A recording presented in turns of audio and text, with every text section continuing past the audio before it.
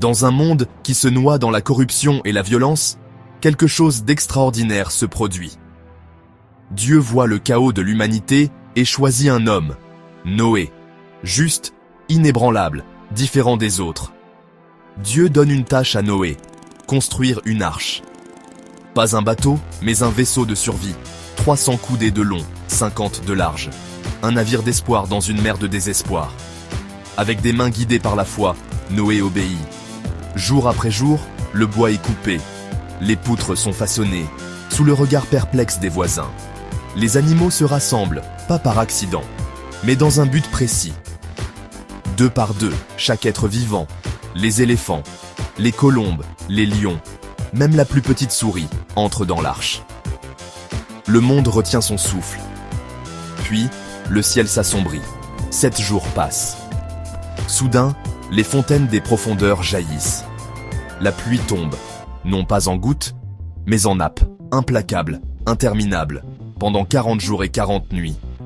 Les eaux montent, engloutissant les collines, puis les montagnes, jusqu'à ce qu'il ne reste plus que des vagues et du vent.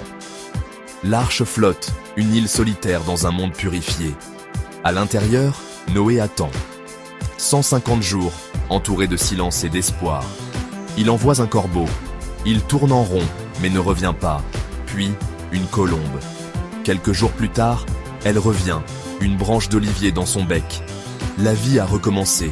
L'arche s'arrête sur les pentes de l'Ararat. Noé sort au soleil, la terre fraîche et verte sous ses pieds. Il offre des remerciements, un sacrifice, un signe de gratitude.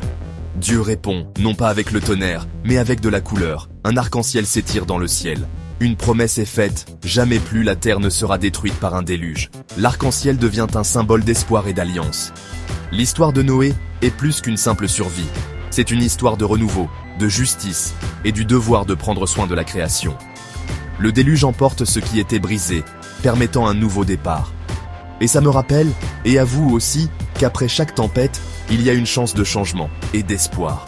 Noé, l'arche, l'arc-en-ciel, des histoires d'exil, de survie, et la promesse que la lumière revient après l'obscurité.